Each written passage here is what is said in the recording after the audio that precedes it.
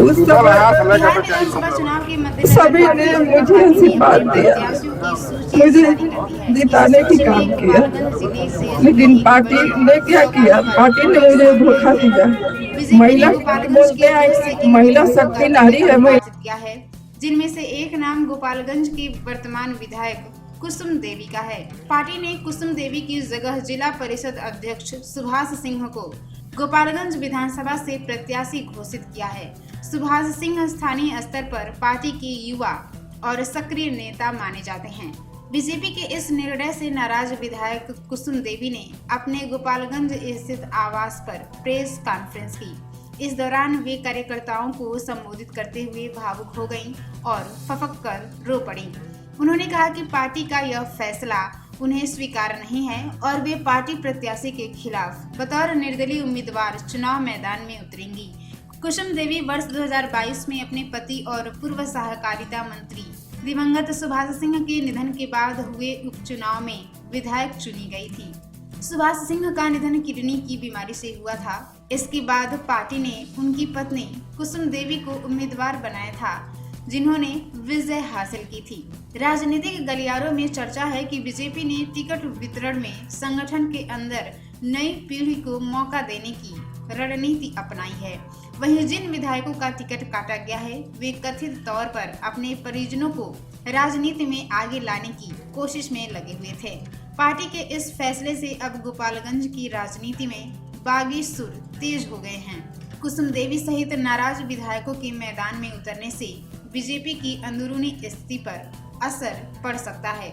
फिलहाल देखना होगा कि पार्टी इन नाराज नेताओं को कैसे साधती है, क्योंकि गोपालगंज सीट पर सीधी टक्कर एनडीए और महागठबंधन के बीच मानी जा रही है।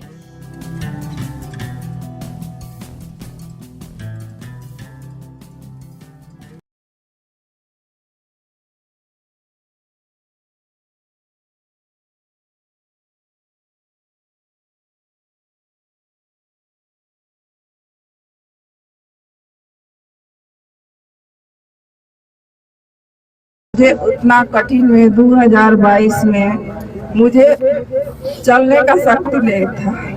उस समय सभी ने मुझे आशीर्वाद दिया, मुझे जिताने की काम किया, लेकिन पार्टी ने क्या किया? पार्टी ने मुझे धोखा दिया।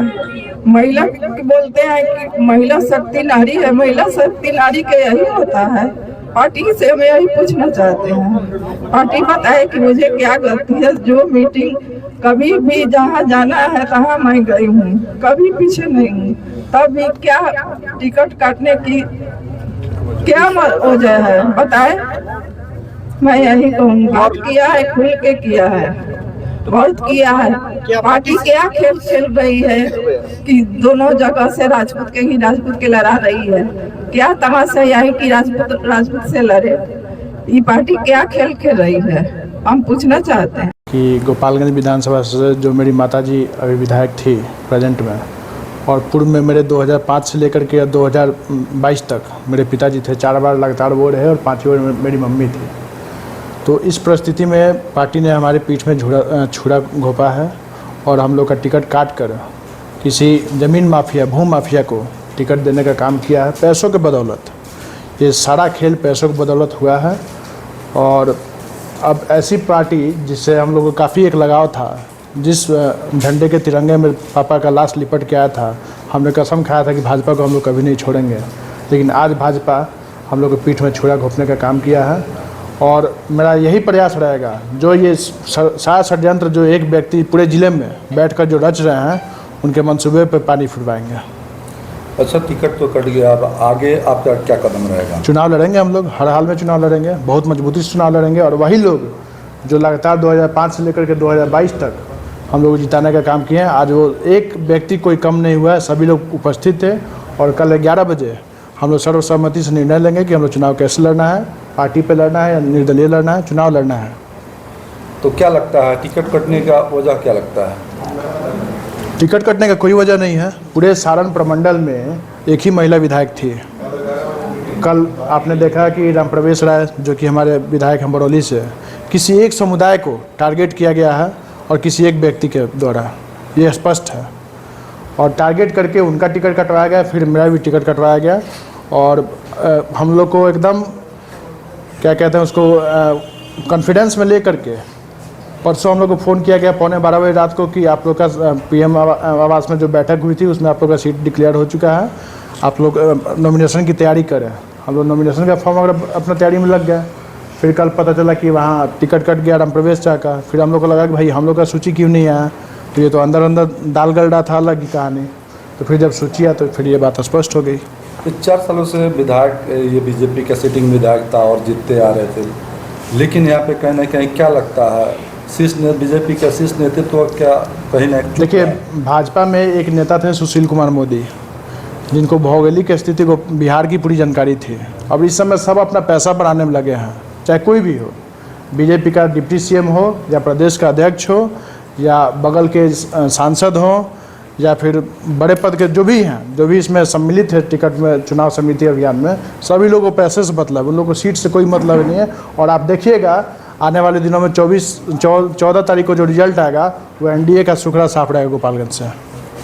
क्या आप अगर इस तरह का टिकट काटा गया है तो निर्दलीय चुनाव लड़ेंगे? बिल्कुल चुनाव लड़ेंगे, विधानसभा एक से एकदम 1 से भी लड़ेंगे। और हो ना हो कि मेरे परिवार से कोई एक सदस्य बैकुंठपुर विधानसभा से चुनाव लड़ेंगे जी। तो गोपालगंज वासियों से क्या कहेंगे? मैं गोपालगंज वासियों से यही कहूँगा कि जिस तरह से अथाह प्रेम और प्यार हम मेरे परिवार पर विश्वास था उन लोगों का 2005 से लेकर आज तक, आज कार्यकर्ताओं के आंख में आंसू देखकर मेरे भी आंख में आंसू आ गए कि उन लोगों को इतना प्रेम और प्यार था हमारे परिवार से। आज जिस तरह से पैसे के बल पे छुड़ा घोपा गया, उसका चुनाव में हम लोग बदला लेंगे। क्या कुछ बीजेपी के बिहार प्रदेश के बीजेपी के शीर्ष नेतृत्व से भी कुछ कहेंगे? बीजेपी के शीर्ष नेतृत्व क्या कहेंगे, वो लोग पैसा ले लिए हैं, टिकट बांट रहे हैं, उनका रिजल्ट आ जाएगा, पता चल जाएगा उन लोग का भी।